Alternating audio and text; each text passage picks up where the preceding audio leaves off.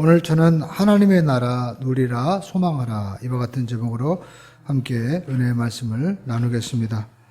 어느 동네에 두 집이 마주보면서 이렇게 살고 있었습니다.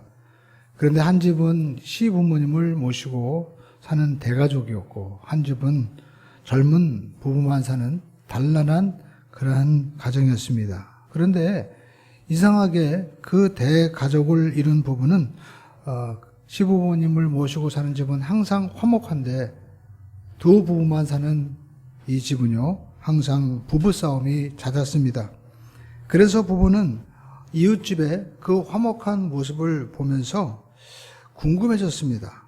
왜 우리는 둘만 사는데도 이렇게 다투고 싸우는데 이웃집은 저렇게 시부모님을 모시고 여럿이 사는데도 불구하고 화목한 것일까? 그래서 어느 날 젊은 부부는 과일을 한 상자를 준비해서 이제 이웃집을 찾아갔습니다.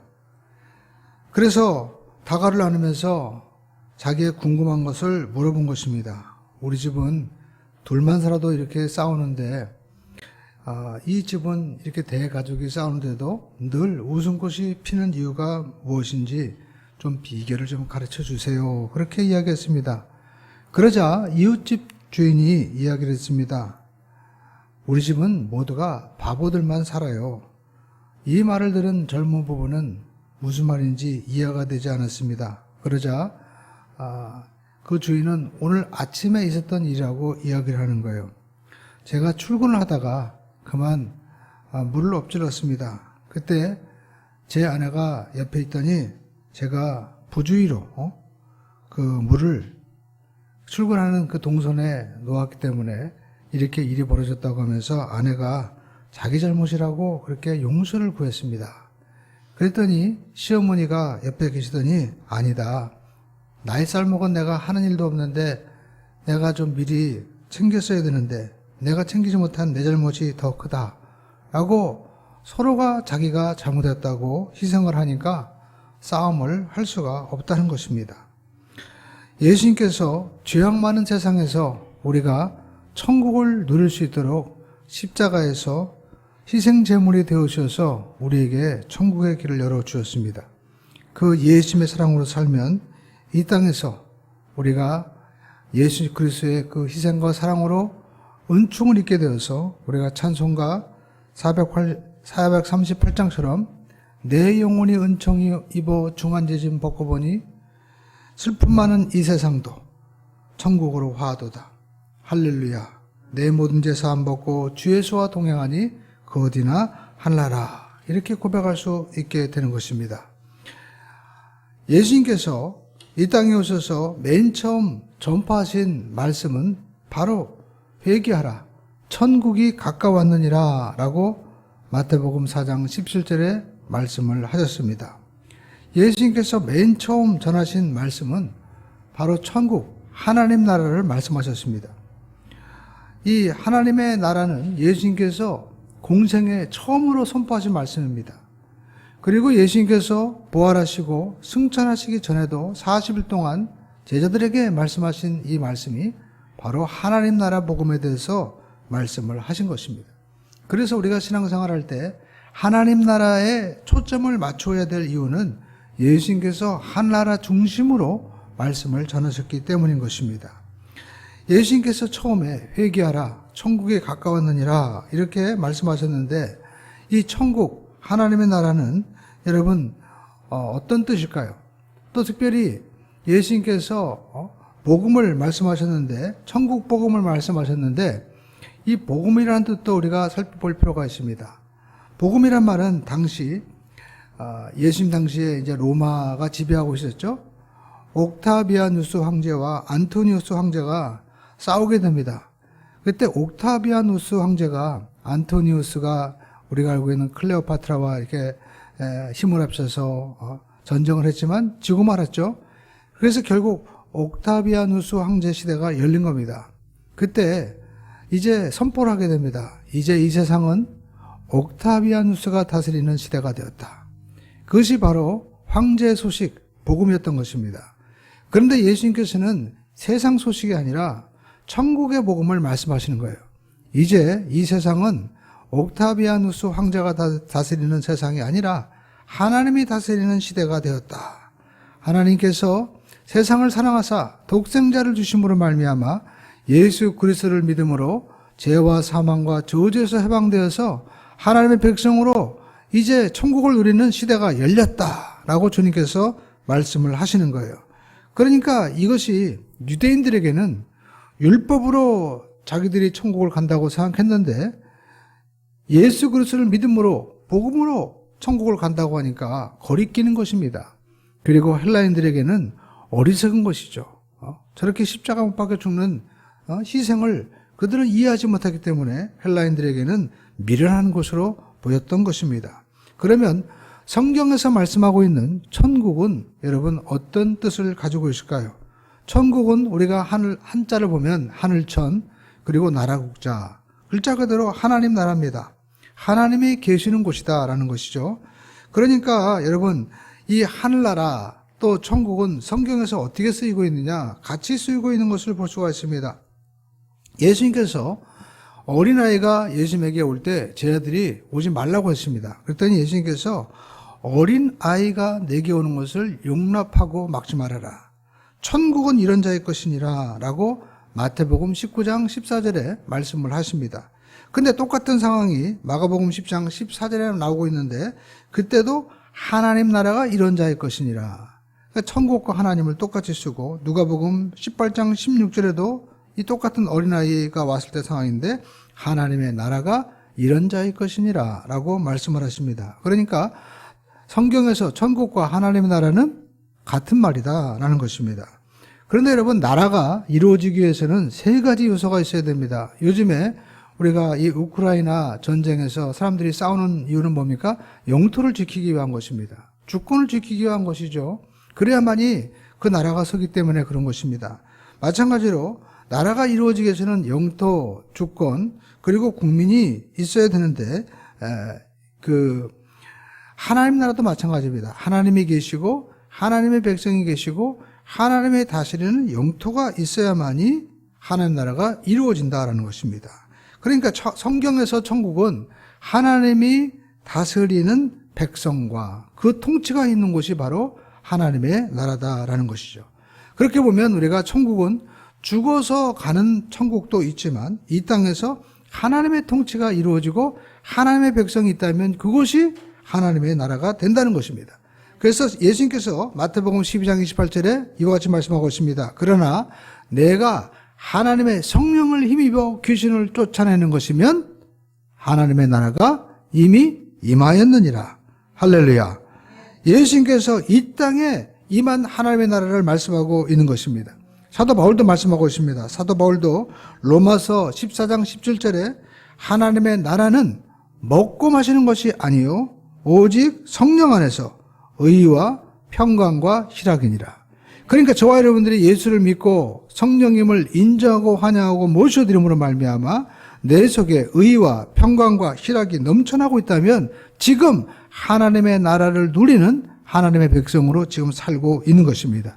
그렇기 때문에 찬송가에서 높은 산이 거친 들이 조막이나 궁궐이나 내 주 예수 모신 곳이 그 어디나 천국일세라고 고백을 하고 찬양을 할 수 있는 것이죠. 천국은 이처럼 예수를 믿는 자가 이 땅에서 누리는 하나님의 나라가 있고 또 이 땅에서 천국을 누리는 백성들이 죽어서 가는 곳도 천국이다라고 성경은 말씀하고 있습니다. 그것이 바로 하늘나라예요. 그것은 누가 갑니까? 영원히 가는 곳이다라는 겁니다. 이 땅에서 이루어진 하나님의 나라보다 더 완전한 하나님의 나라입니다. 왜냐하면 이 땅에서는 우리가 육신을 가지고 있기 때문에 죄를 집니다. 죄와 싸웁니다. 사도 바울도 내 속에 죄가 있다고 말씀하고 있죠. 자기는 권관자라고 얘기했습니다. 그러나 죽어서는 더 이상 죄를 지을 수 없기 때문에 이제 그 영혼이 하나님의 온전한 통치를 누리는 곳이 바로 천국이다라는 것입니다. 그러니까 이 땅의 천국과 죽어서 천국이 있는 거예요. 그런데 우리가 육신에서 영혼이 떠나 영혼이 가 있는 그 천국을 성경에는 뭐라고 말씀하고 있습니까? 누가복음 23장 43절에 이제 한 우편 강도가 예수께 당신 나라가 임할 때 나를 기억하여 주시옵소서라고 얘기했더니 예수님께서 내가 진실로 진실로 내게 이르노니 오늘 내가 나와 함께 낙원에 있으리라. 사람이 죽어서 영혼이 가는 곳을 낙원이다. 죽음 이후에 영혼이 가는 곳을 낙원이라고 말씀하는 거예요. 그 예가 바로 누가복음 16장에도 나오죠. 부자와 나사로 이야기가 나옵니다. 근데 나사로가 죽었어요. 근데 성경은 말씀하고 있습니다. 나사로가 죽어 천사들에게 받들려 아브라함의 품에 안기매 라고 말씀하고 있죠. 육신은 여기 있습니다. 영혼이 가 있는 거예요. 그곳을 영혼이 가는 곳, 낙원이다 라고 말씀하고, 사도 바울도 고린도후서 12장에 말씀하고 있습니다. 자기가 셋째 하늘에 끌려갔다 왔다는 거예요. 이끌려갔다라고 말씀하고 있습니다. 고린도후서 12장 4절에 보니까 이와 같이 고백하고 있습니다. 그가, 여기서 말하는 그는 바로 사도 바울입니다. 낙원으로 이끌려가서 말로 표현할 수 없는 것을 들었으니 사람이 가히 이르지 못할 말이로다. 그러니까 천국은 인간의 언어로 표현이 안 된다는 거예요. 그런데 그 천국을, 셋째 하늘을, 낙원을 뭐라고 말씀하고, 낙원이라고 지금 말씀하고 셋째 하늘이다라고 성경은 또 말씀하고 있는 거예요. 그러니까 믿는 자가 죽어서 그 영혼이 가는 곳을 삼층천, 낙원, 하늘나라로 성경은 말씀하고 있습니다. 그래서 유대인들은 새들이 날아다니는 이 하늘이 있고 별들이 있는 저 은하계, 하늘이 있고 그 별들의 세계 너머 하늘이 있다. 그것이 바로 셋째 하늘이다라고 이야기하는 것입니다. 그런데 이 삼층천, 낙원은 온전한 의미에서 천국이라고 할 수 없습니다. 왜냐하면 하나님께서는 사람을 창조하실 때 육신과 영혼을 창조하셨어요. 그런데 낙원에는 뭐만 가 있습니까? 영혼만 가 있잖아요. 그러니까 낙원에 있는 영혼은 육신의 몸을 입을 그날을 기다리고 있다는 것입니다. 그 날이 언제입니까? 예수님이 재림을 하시는 날이다라는 겁니다. 그래서 몸이 부활하여 하나님과 온전히 통치를 받는 거예요. 그래서 우리가 사도신경 고백할 때 우리가 뭐라고 고합니까? 몸이 다시 사는 것을 믿사오며. 그러니까 여러분, 우리가 신앙 고백을 잘 보면 우리가 믿는 기독교는 그냥 죽어서 영혼이 천국 가는 것만 얘기하는 것이 아닙니다. 몸이 다시 사는 것을 분명히 말씀하고 그 몸이 다시 살아서 하나님과 영원히 하나님의 장막이 사람들과 함께 거하시는 그 장소를 요한계시록 21장 1절로 말씀하고 있습니다. 뭐라고 말씀하고 있습니까? 또 내가 새하늘과 새 땅을 보니 처음 하늘과 처음 땅이 없어졌고 바다도 다시 있지 않더라. 내가 보니 거룩한 성 새 예루살렘이 하늘에서 내려오니 마치 신부가 신랑을 위하여 단정한 것 같더라 라고 말씀하시면서 이 거룩한 성 새 예루살렘이 내려오는 그 새하늘과 새 땅을 뭐라고 얘기합니까? 그것이 바로 신천지죠. 근데 이 신천지를 누가 갖다 쓰고 있습니까? 지금 이단이 갖다가 쓰고 있는 거예요. 왜 그럴까요? 하나님의 백성들이 영원히 거하는 그 새하늘과 새 땅에 가지 못하도록 마귀가 어떻게든지 역사하고 있는 거예요. 그러면 우리가 이 새하늘과 새 땅, 천국에 어떻게 갈 수가 있습니까? 예수님께서 요한복음에 보면 빌립에게 이야기하죠. 빌립에게 예수님께서 빌립이 예수님 보여달라고 하니까 나를 본 자는 아버지를 보았다라고 말씀하시고 내가 너희를 위하여 거처를 예비하러 간다라고 말씀하십니다. 그러니까 그들은 이해를 할 수가 없었습니다. 그러나 예수님께서 말씀하고 있습니다. 나로 말미암지 않고는 아버지께로 올 자가 없느니라. 그러니까 여러분, 예수님이 길이라는 것이 무슨 뜻일까요? 여러분, 우리가 이 교회에서 나가면 왼쪽으로 가면 죽전으로 갑니다. 오른쪽으로 가면 저기 우리가 광주와 또 우리가 저 양평으로 가죠. 서울로 들어가게 됩니다. 마찬가지로 길이라는 것은 도달하는 지점이 있다는 거예요. 그러면 예수님이 길이라고 하는데 예수님을 따라가면 어디에 다다른다는 겁니까? 아버지께, 하나님께, 천국으로 도달하게 된다는 것입니다. 근데 그것이 뭐예요? 진리라는 겁니다. 변하지 않는다는 거예요. 이것은 확실하다는 겁니다. 그렇기 때문에 예수님께서는 내가 곧 길이요, 진리요, 생명이다 라고 말씀하고 있습니다. 여러분, 이렇게 내가 생명이다, 길이다라고 말씀하는 것은 하나님만이 하실 수 있는 거예요. 우리가 창세기 보면 하나님이 나는 스스로 있는 자다라고 말씀하고 있잖아요. 누가 이렇게 선언할 수 있습니까? 공자 선생님도 죽은 다음에 어떻게 됩니까? 그러니까 난 산자의 일도 모르는데 죽은 다음에 일을 내가 어떻게 하느냐. 그렇게 말씀하셨습니다. 솔직한 말씀이죠. 그러나 예수님께서는 하나님께로부터 오셔서 보고 들은 것을 말씀하시는 거예요. 사유하거나 철학하거나 연구해서 말하는 것이 아닙니다. 그냥 그대로 실제를 말씀하는 거예요. 예수님은 바로 실제인 것이고 예수님은 바로 생명이 되시는 것입니다. 그래서 예수님이 이 땅에 이제 하나님을 믿고 하나님 안에서 천국 생활하던 하나님의 백성들이 영원히 거할 하나님의 이제 새하늘과 새 땅을 준비하셨는데 그 신천지, 그 하나님이 통치하는 그곳을 주님께서 말씀하시는데 그 길을 가는 길은 오직 누구예요? 예수님밖에 없기 때문에 사도행전에서도 예수님께서 천하 만민에게 구원을 주실 만한 이름을 우리에게 주신 적이 없다라고 말씀하시면서 예수님만이 길임을 말씀을 하고 있는 것입니다. 여러분, 그런데 그 하나님의 나라가 예수님 안에서 이미 시작이 된 거예요. 저와 여러분들이 예수님을 구세주로 모시고 예수님의 대속의 사건을 우리가 믿고 회개하고 성령님과 함께 동행하면 이 땅에서 우리는 천국을 이미 누리면서 살아가게 되는 것입니다. 그런데 우리가 육신의 몸을 입기 때문에 육신의 몸이 우리가 장막이 무너지면 이제는 우리는 영혼이 낙원에 가 있는 거죠. 그런데 거기서 끝나는 것이 아니라 주님께서 완전한 완성, 내가 처음과 나중이다.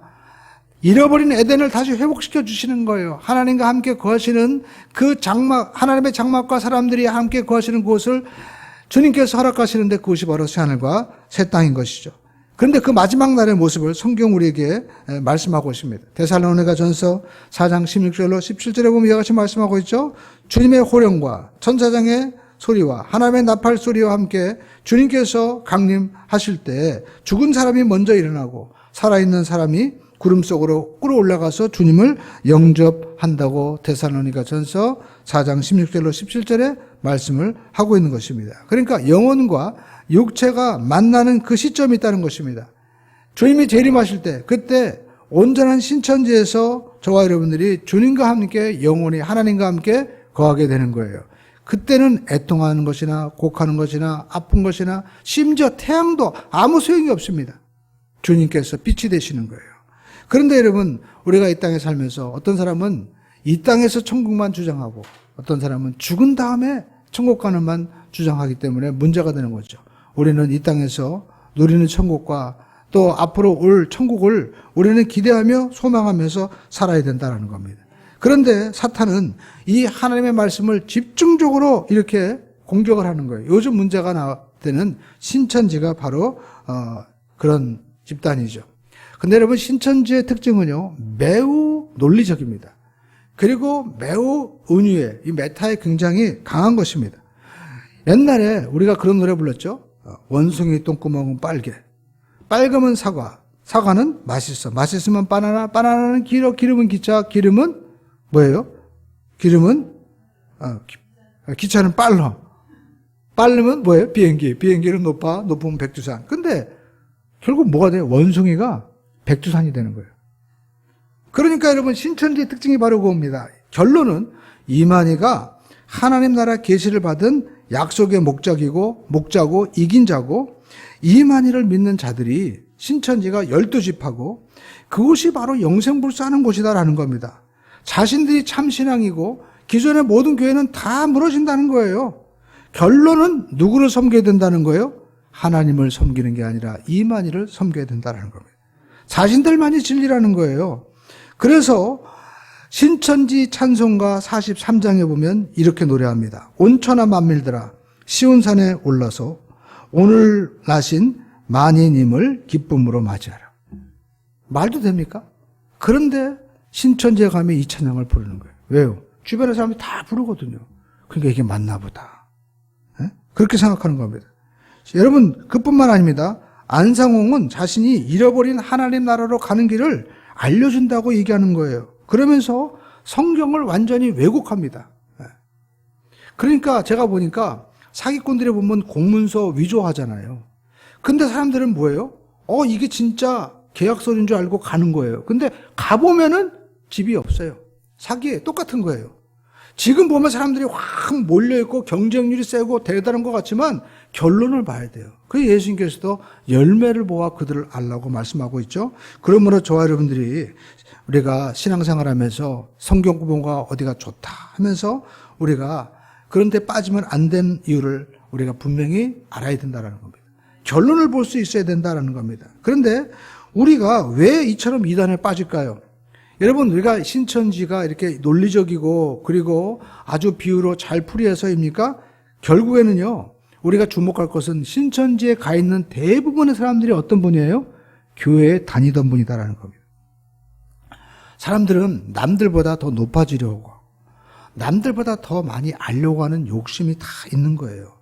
그래서 우리가 주의해야 될 것은 요즘에 특별히 유튜브를 통해서 인터넷 매체들이 얼마나 이러면 설교가 막 홍수처럼 밀려옵니까? 근데 여러분, 이단일수록요, 보면은 기가 막히게 아주 영상을 잘 만드는 거예요. 예. 안상홍이나 신천지 이런 데 보면요, 아주 거기서 나오는 분들은 뭐 앞에 보고 하는 것도 없어요. 줄줄줄줄 아주 기가 막히게 합니다. 그런데 여러분, 가짜예요. 예. 그러니까 우리가 꼭 기억해야 될 것은, 우리가 뷔페 가서 맨날 음식 먹으면 건강해집니까? 몸 망칩니다. 정성스럽게 집에서 차려준 된장찌개 하나만 잘 먹는 게 오히려 더 건강한 거예요. 마찬가지로 우리가 섬기는 교회, 우리가 예배에 집중하고 교회 중심으로 신앙생활하면서 우리가 서로를 섬기면서 기도할 때 하나님 나라가 이곳에 임하게 되는 것이고 경험하는 것이지, 여기저기 쫓아다닌다고 듣는다고 해서 여러분 신앙이 깊어지고 하나님 나라를 경험하는 것이 절대 아니다라는 것입니다. 우리는 오직 이 땅에 오신 예수 그리스도, 길과 진리와 생명이 되신 예수님의 대속의 은혜로 구원받은 피값으로 세워주신 하나님의 교회를 섬기면서 장차 오실 이 하나님의 나라를 우리가 바라보면서 이 땅에서 우리가 겸손히 사랑하며 우리가 헌신하고 나갈 때 우리는 하나님 나라를 경험하게 되고 누리게 될 것입니다. 그리고 지금 우리는 이 하나님의 이루어진 나라와 앞으로 이루어질 나라를 바라보는 그러한 시대에 살아가고 있는 거예요. 그래서 우리는 첫 번째, 이루어진 하나님의 나라를 누려야 합니다. 우리 한번 따라하겠습니다. 이루어진 하나님의 나라를 누려야 합니다. 예수님께서 마태복음의 제자들에게 말씀하십니다. 예수님 기도를 가르쳐 주십시오.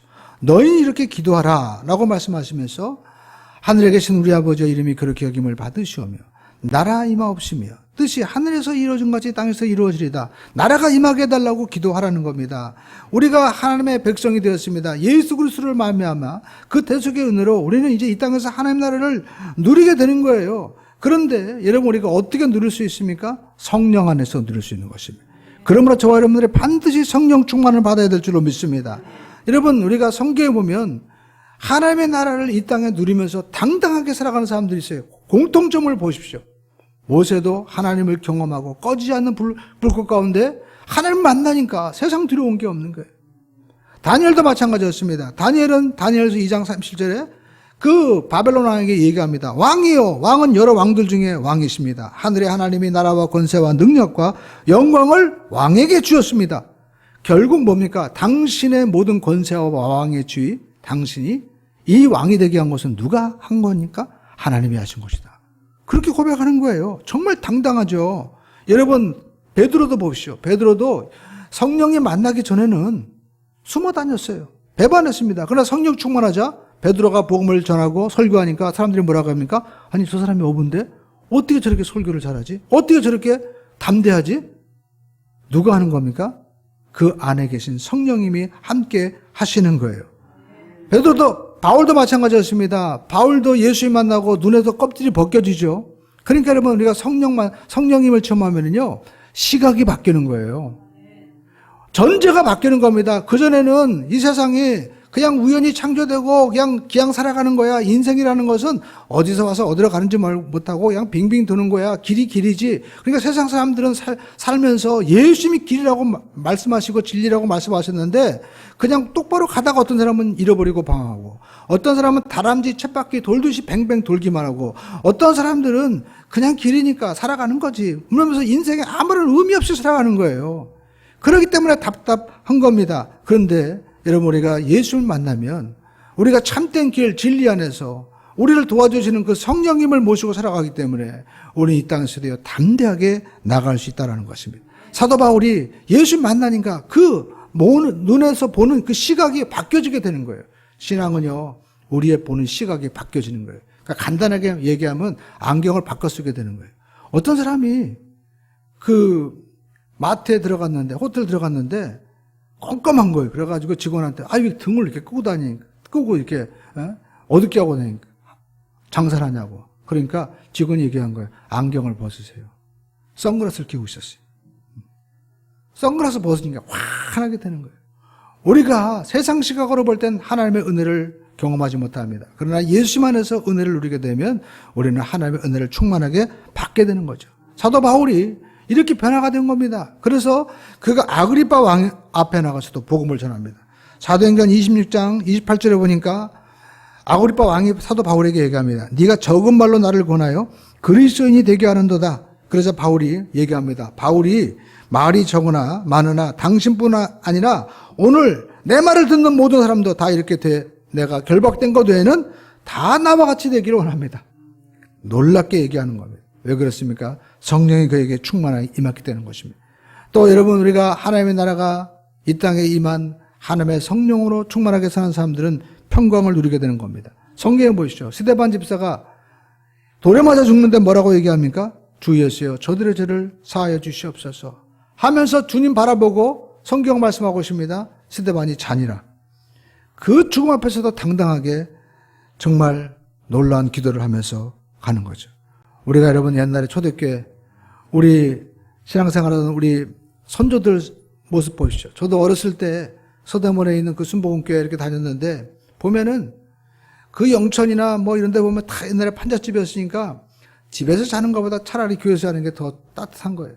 그러니까 거기서 자고 영천시장 출근하고 그리고 남대문시장 출근하는 분들이 너무나 많았습니다. 그런데 그때 그 힘들고 이불 하나 없고 그냥 봄, 여름, 가을, 겨울 옷도 몇 개 없어요. 그냥 여름에 입는 옷, 겨울에 입는 옷 항상 똑같은 거 입고 다님에도 불구하고 초막이나 궁궐이나 내주에서 모신 곳이 그 어디나 하늘나라 하나님을 바라보면서 천국을 누리면서 그 시설이 별로 안 좋아도요. 늘 감사한 거예요. 그런데 요즘에는요. 얼마나 교회가 좋고 화려하고 그리고 시설이 잘 돼 있지만 그렇게 마음속에 넘쳐나는 평강이 없는 것은 왜 그럴까요? 여러분, 우리가 하나님 나라를 정말 누리고 있는지 우리 자신을 점검해 봐야 되는 것입니다. 천국은 여기 있다 저기 있다는 것이 아닙니다. 우리 가운데 있는 것입니다. 우리 안에 있는 거예요. 그러므로 여러분, 우리가 하나님 나라를 누리기를 주님의 이름으로 축원드립니다. 능력을 우리가 누려야 되는 거예요. 성경 말씀하고 있습니다. 마태복음 12장 28절에 보니까 그러나 내가 하나님의 성령을 힘입어 귀신을 쫓아내는 것이면 하나님의 나라가 이미 너희에게 임하였느니라. 하나님의 나라가 임하면 치유가 나타나고 귀신이 쫓겨나가고 하나님 나라가 우리 가운데 임하면 여러분 가정 가운데 술마귀가 떠나가고 음란이 떠나가고 저주가 떠나가고 다툼이 떠나가고 하나님의 평화가 임하게 될 줄로 믿습니다. 잘 몰라도 예수 믿으면은요, 예수 믿는 게 좋은 거예요. 그 전에 다투고 싸우고 그렇게 분란이 많던 집안이 평화와 찬송과 감사로 넘쳐나게 되는 것입니다. 여러분, 지금 이 시간에 성령님이 우리와 함께 하시는 것입니다. 성령님이 역사하셔서 지금이 마치 구약의 라마에 있는 나요처럼 사울이 다윗 잡으려고 군사를 보는데 전부 다 가서 예배드리고 찬양하는 거예요. 사울도 가서 변화되어서 찬양하고 막 예언하죠. 마찬가지로 여러분, 하나님이 역사하시는 교회는 하나님이 통치하시고 역사하심으로 말미암아 성령의 역사가 나타나서 치료와 회복과 그리고 기쁨이 넘쳐나는 기적이 일어나게 될 줄로 믿습니다. 그래서 우리가 예배할 때 하나님의 성령님, 이곳이 라마 나요시 되게 하여 주시고 이곳이 하나님의 역사해 주시옵소서 우리가 기도해야 될 줄로 믿습니다. 근데 사람들은요, 문제가 생기고 병이 생기면 자꾸만 다른 곳을 쫓아다니는 거예요.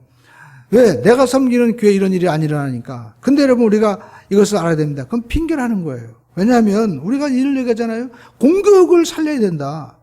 왜? 사람들이 참 다 학원에 가고 또 이 사교육하면서 학교 와서는 아이들이 막 누워서 잠만 잡니다. 마찬가지입니다. 우리가 내 교회를 살리지 못하면 우리는 전부 다 이 공교육이 무너지는 것처럼 하나님 앞에 진정한 신앙이 다 무너지고 만다라는 것입니다. 여러분, 집에 밥맛이 없다고 맨날 외식해 보십시오. 엄마도 밥 안 해요. 안 먹습니다. 맨날 컵라면 먹어보십시오. 건강 다 망가지게 되는 겁니다. 맛있는 집은 왜 맛있습니까? 미원 많이 집어넣고요, 조미료 많이 집어넣고 설탕, 소금 막 엄청 집어넣어서 굉장히 맛있지만 그렇게 먹으면요, 얼마 가지 못해서 전부 다 당뇨병이 생기는 거예요. 여러분, 그러니까 요즘 보십시오. 한국에 얼마나 식당이 많고 외식이 많습니까? 그런데 요즘에 병원 가보면요, 사람들이 인산이네요. 젊은 사람들도 왜 이렇게 우리가 고혈압부터 시작해서 당뇨 이렇게 많은지 모릅니다. 여러분, 그것이 혹시 우리가 너무 잘 먹어서 맛있는 거 먹으려고 하는 게 문제가 되지 않나. TV를 켜보십시오. 맨날 먹는 사람들밖에 나오는 거예요. 뭐 그렇게 맛있다고 하는지 저는 그걸 보면서요. 왜 TV 시청료 내고 왜 저런 걸 자꾸만 보여주냐. 그것도 문제인 것 같아요. 그래놓고 의료보험료는 잠깐만 올라간다고. 좀 덜 먹고요. 우리가 하나님 앞에서 정말 우리가 나누는 삶을 살면 그렇게 걱정 안 해도 됩니다. 덜 먹어보십시오. 맛없게 먹어보십시오. 건강 유지하는 비결입니다. 마찬가지입니다. 우리가 교회에서 예배 드릴 때도 늘 똑같은 사람 보고 또 똑같은 거 보니까 재미없다고 생각할지 모르지만 여러분, 여기에 진실이 있는 겁니다. 여기서 교회가 사는 거예요. 예배 중심이 되고 성령 충만한 역사가 일어나면 내 교회가 살고 한국 교회가 다 살아나야 여러분 우리가 회복되는 것이지 어디를 자꾸 쫓아다니는 겁니까? 그때 능력이 나타나는 겁니다. 사도 바울도 여러분 그가 하나님 바라보고 천국 소망하니까 뭘 어떤 고백합니까? 나는 위에서 부르신 부름의 상을 위해서 쫓아가노라. 그리고 자기 몸에 질병이 있었지만 기도했지만 하나님이 내 은혜가 내게 족하도다. 그렇게 은혜로 살자. 사도 바울은 빌립보서 4장 13절에 내게 능력 주신 자 안에서 내가 능히 모든 것을 할 수 있느니라. 모든 것들을 초월할 수 있는 능력. 빚전에 처하고 가난에 처하고 모함을 받아도 이길 수 있는 능력이 그의 삶 가운데 나타나게 되는 것입니다. 그는 성령 안에서 하나님의 나라를 누린 거예요. 오늘 저와 여러분도 우리 삶 가운데 하나님의 나라를 누리는 역사가 있기를 주님의 이름으로 축원을 드립니다. 그리고 우리는 이루어질 하나님 나라를 소망해야 되는 것입니다.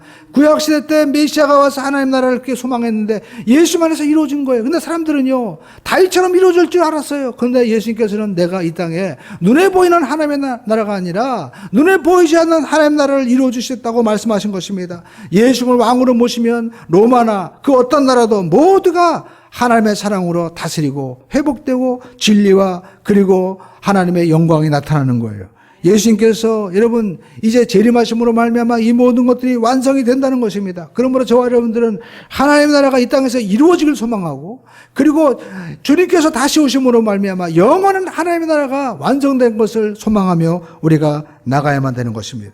성경에 보니까 사무엘상 16장에 다윗이 이제 이새의 아들이 사무엘 선지자를 통하여 왕으로 기름 부음 받습니다. 그러나 그가 이스라엘 왕이 되기까지는요 무려 15년이 걸린 거예요. 맨날 사울에게 쫓겨다니고 그리고 고통을 받았습니다. 그러니까 자기는 이미 기름 부음 받았지만 아직 왕이 되기까지 15년이 있었던 겁니다. 우리도 마찬가지입니다. 우리가 성령으로 기름 부음 받고 하나님의 자녀로 이 땅에 하나님의 나라를 누리지만 아직 완성될 하나님의 나라를 우리가 바라보고 지금 이미와 아직 사이에 우리가 살아가고 있다라는 것입니다. 다윗이 주목할 것은 15년 동안 도망 다니면서 어떻게 이겨낼 수 있었을까? 그 긴 세월을 소망이 있었던 거예요. 나는 하나님께서 기름 부음 받았기 때문에 하나님이 반드시 왕으로 세우신다. 다윗이 도망 다니면서 수많은 죽을 기회가 있었습니다. 그런데 성경에 보니까 다윗이 죽을 위기에 처했는데 갑자기 그 사울 왕이 떠나버리는 거예요. 알고 보니까 블레셋 군대가 쳐들어와가지고요. 전령이 와가지고 지금 사울 왕이시요. 지금 나라가 위급합니다 하니까 다윗 죽이려고 왔다가 다 도망가 버렸어요. 다윗이 그걸 보고 야, 하나님이 저 바위를 통해서 사울과 나를 분리시키는구나. 그래서 삶아 누구 이것이 완전히 분리되는 바위구나. 하나님이 역사하시면 정말 그 누구도 막을 수 없다는 것을 체험하고 또 체험하는 것입니다. 그런데 세상 사람들은 다윗을 시기하기도 하고 또 모함했습니다. 그러나 그는 절대 넘어지지 않았다라는 것입니다. 그러므로 저와 여러분들이 인생을 살아가면서 이처럼 원수 갚을 기회가 있었지만 원수를 갚지 않고 그리고 피해 다니지만 도망 다니지만 하나님에 대한 소망을 잃지 않고 하나님의 꿈과 비전을 향해서 나갈 때 하나님의 나라를 다윗을 통해서 이루어 주신 것처럼 저와 여러분들이 하나님의 사랑으로 나갈 때 하나님께서 하나님의 나라를 여러분의 삶 가운데 이루어지게 하실 줄로 믿습니다. 그래서 베드로전서 1장 16절에 말씀하고 있습니다. 내가 거룩하니 너희도 거룩하라. 하나님의 통치권 나라에 있는 백성들은 거룩한 삶을 우리가 살아가야 된다라는 것입니다.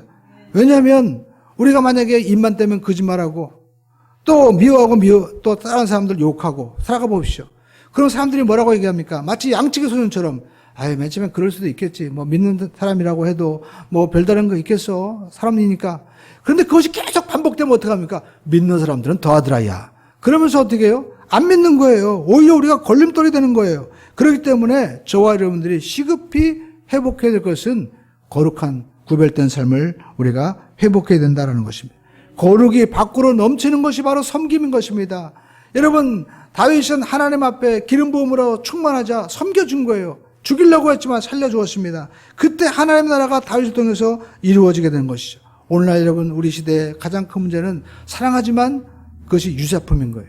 탐욕인 것입니다. 그래서 오늘 성경에 보니까 음욕이라고는 얘기하고 말씀하고 있죠. 음행하는 자. 이 음행이라는 말이 여기서 포르노가 나온 겁니다. 여러분, 이 포르노, 이런 사람들이 특징이 뭡니까? 우리가 집안을 놔두고 밖에 나가서 우리가 불륜을 저지르는 사람도 자기도 사랑한대요. 근데 그 사랑은 어떤 사랑입니까? 희생의 사랑이 아니고 이기적인 사랑인 거예요. 자기밖에 모르는 거예요. 자기밖에. 아내, 남편, 그리고 또 자기 부모가 그렇게 말리고 울어도 다 팽개치고 나는 진짜 사랑이야 하면서 쫓아가다가 또 그 사람과 이제 단맛이 없어지면 또 버리고 또 버리고. 그게 뭡니까? 자기밖에 모르는 거예요. 이것이 바로 음행의 바로 어원인 것입니다. 그래서 우리가 할 것은 우리가 하나님 앞에 이렇게 성령으로 넘칠 때, 거룩이 넘칠 때 우리는 희생의 사랑이 되고 진짜 사랑을 할 수 있게 된다라는 것입니다.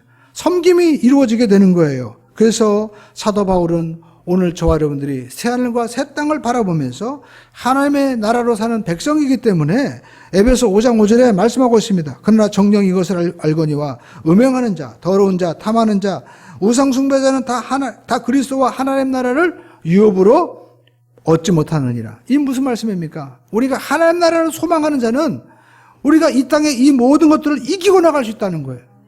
교육으로 되는 것이 아닙니다. 우리가 사람들에게 어떤 치료를 한다고 되는 것이 아닙니다. 우리 마음 가운데 하나님에 대한 소망을 가지고 나가면 요셉처럼 하나님께서 나와 함께 하시는데 내가 어떻게 득지할 수 있을까? 하나님이 기름 부음 받은 자인데 지금 하나님이 나와 함께 하시고 역사하시는데 내가 어떻게 하나님의 기름 부은 자를 내가 손댈 수 있겠느냐? 하나님의 나라에 대한 소망을 가진 자만이 이 땅에 이 모든 악과 더러운 것과 그리고 우상 숭배를 이기고 승리할 수 있다는 것입니다. 저와 여러분들은 모두가 예수 그리스도 안에서 하나님 나라의 백성으로 이 땅에 하나님 나라를 누리고 있습니다. 그리고 하나님 나라를 유업으로 받을 자인 것입니다. 그러므로 저와 여러분들이 이 땅에서 지금 성령님을 인정하고 환영하고 모셔드리면서 예수님을 왕으로 모시고 하나님을 나의 아버지로 모시고 살아가는 우리 모두가 되기를 주의 이름으로 축원드립니다. 그때 하나님께서 우리의 삶 가운데 목자가 되어주셔서 인도하시고 보호하시고 공급해 주시고 또 우리 삶 가운데 상을 주시는 귀한 역사가 나타나게 되는 것입니다. 우리는 모두가 하나님의 백성인 것입니다. 하나님 나라가 우리 안에 이미 이루어졌습니다. 그러므로 저와 여러분들이 당당하게 능력으로 우리가 하나님의 나라를 누리고 그리고 완전히 이루어질 하나님의 나라를 소망하며 나가는 우리 모두가 되시기를 주님의 이름으로 축원을 드립니다.